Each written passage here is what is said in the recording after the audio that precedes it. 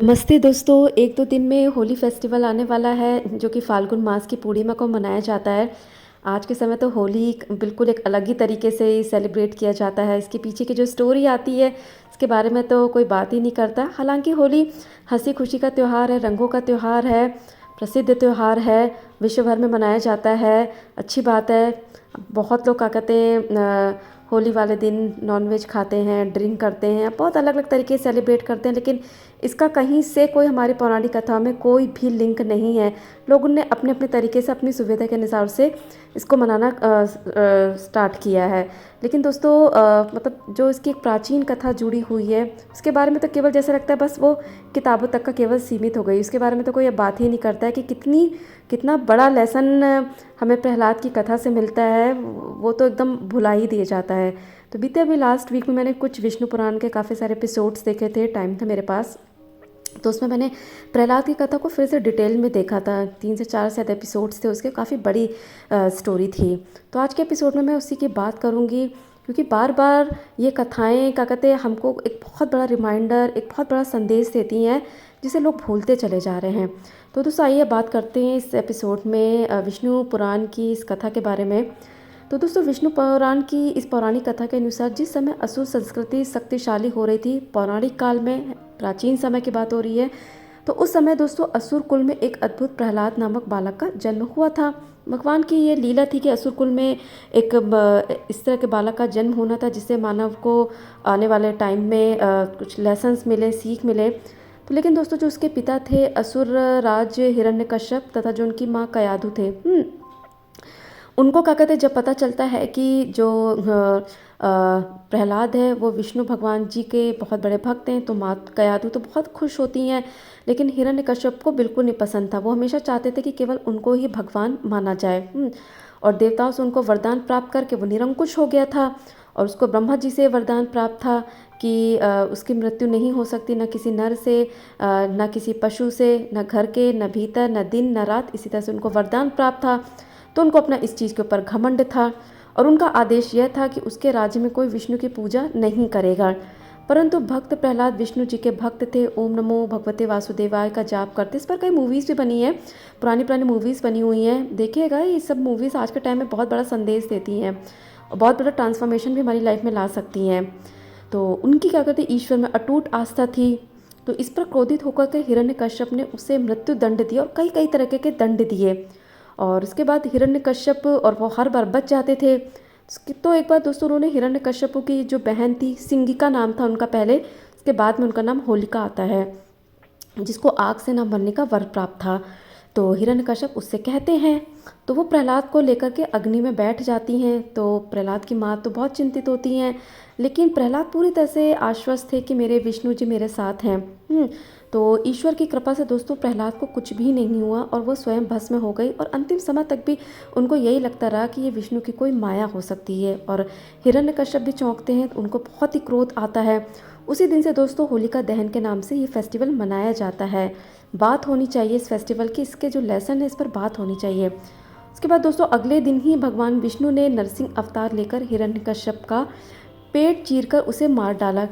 बात क्या होती है, क्योंकि प्रहलाद खड़े होते हैं और हिरण्यकश्यप बहुत क्रोधित होते हैं कि कहाँ है तेरा विष्णु, कहाँ है तेरा विष्णु, क्या इस खंबे में भी है। तो उसी समय वो कहते हैं कि हाँ इस खंबे में भी हैं। किसी को भरोसा नहीं होता है।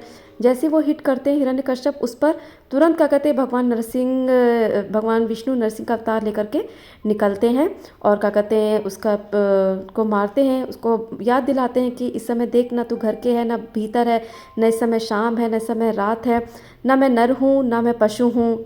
तब एकदम से हिरण्यकश्यप डर जाता है। तो वो उन्होंने हिरण्यकश्यप को मार दिया था और सृष्टि को उसके अत्याचारों से मुक्ति प्रदान की थी। सोचिए कब की ये कहानी है, लेकिन ये कितना बड़ा मैसेज हमें आज के समय पे भी लेकर के आती है।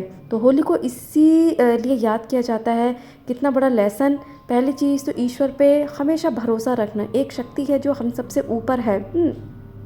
मतलब हमारी क्या ही वैल्यू है ना, प्रकृति के आगे हमारी क्या वो है। प्रकृति में कुछ भी हुआ तो हमारा तो कोई अस्तित्व ही नहीं है ना। तो इसीलिए दोस्तों क्या कहते हैं हम भगवान के ऊपर, उच्च शक्ति के ऊपर पूरा भरोसा होना चाहिए। दूसरी चीज़ ये है कि जिस तरह से हिरण्यकश्यप को अहंकार था, है ना। होलिका को अहंकार था, उन्होंने अपनी शक्तियों का गलत तरीके से इस्तेमाल किया। तो यही होता है कि हमें जो चीज़ें मिली है उसका हम कभी भी गलत इस्तेमाल ना करें। अपने ऊपर क्या कहते हैं, हम अहंकार की जो चादर है किसी भी रूप में, कभी ये नहीं कहना चाहिए नहीं नहीं मेरे अंदर तो नहीं है, नहीं है। आज के समय में सभी के अंदर ऑलमोस्ट अहंकार है ना। तो हमें बस यही होना चाहिए कि उसको पूरी तरह से बस ईश्वर को समर्पण कर देना चाहिए, समर्पण भाव होना चाहिए। हमें पता होना चाहिए कि हाँ, हमसे ऊपर भी एक शक्ति है, हम भगवान नहीं हो सकते, हम नॉर्मल मनुष्य, हम भगवान नहीं हो सकते हैं, हमसे ऊपर भी कोई है। और यही है कि अगर कुछ गलत आप होते हुए देख रहे हैं तो आप सही को सही बोलना सीखिए। जैसे प्रहलाद को था कि उनके पिता गलत हैं, वो अपने आप को भगवान मानते हैं, तो प्रहलाद ने साफ बोला कि नहीं, आप भगवान नहीं है, भगवान तो नारायण है, हरि हैं, विष्णु हैं। तो इसलिए हमेशा सच्चाई के साथ खड़े रहना आना चाहिए।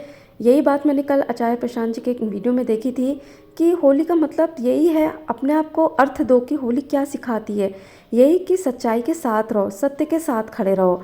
तो होली हमें यही बताती है कि क्या कहते हैं, सच्चाई के साथ रहो, सच्चाई के साथ रहो, एक दिन तुम सही रास्ते पे पहुंच जाओगे। और यही कहते हैं ना कि हाँ, बुरा हर एक त्यौहार में यही कहता है ना कि यार, बुराई की क्या कहते हैं हार होती है, सच्चाई की जीत होती है। कभी अगर उसको आप ध्यान से परखेंगे तो इस बात में बहुत सच्चाई जुड़ी हुई है, और पुरानी कथाएं हमें यही बार बार एहसास दिलाती हैं। तो इसी प्रकार दोस्तों, प्रहलाद की कहानी होली के पर्व से जुड़ी हुई है, और हमें हर बार होली पर प्रहलाद की ये कथा सुननी चाहिए, समझनी चाहिए, ताकि हमारे भीतर भी कभी क्रोध आए तो हमें पता हो कि ठीक है, हम अपनी इस चीज़ को भगवान को समर्पण कर दें, हमसे ऊपर ईश्वर की शक्ति है, हम उनको समर्पित करते हैं। तो आशा करती हूँ दोस्तों, आपको इस वीडियो से, इस कहानी से कुछ जानकारी मिली होगी। हालांकि आपने हो सकता है पहले भी ये कहानी पढ़ी हो और सभी लोग जानते हैं, लेकिन बहुत कम लोग होते हैं, विरले लोग होते हैं जो इस कहानी की शिक्षा को अपने जीवन में बार बार क्या कहते हैं वो उतार पाते हैं। तो आई विश कि दोस्तों, होली एक रंगों का त्यौहार है, खुशी का त्यौहार है खेलने का, डांस करने का त्यौहार है। कृष्ण जी ब्रज में होली मनाई जाती है, लोग बहुत चीज़ बनाते हैं, लेकिन इस कहानी को मत भूलिए। ये कहानी में लेसन यही देती कि हमारा जीवन अभी जितना भी लंबा है ना, कभी भी हमारे भीतर किसी भी तरह का अहंकार उठे, तुरंत हमें प्रहलाद की कहानी को सोच लेना है, और हरि का नाम हमें ध्यान रखना है। हरि का नाम मतलब होगा सच का संग, बस यही है कि अपने साथ हमें सच्चाई को रखना है, ईश्वर के साथ को रखना है। तो दोस्तों, होली का ये त्यौहार आप सभी के जीवन बहुत तरीके के रंग लेकर आए, बहुत सारी खुशियाँ लेकर के आए। इस वीडियो को देखने के लिए बहुत बहुत धन्यवाद। Thank you for watching.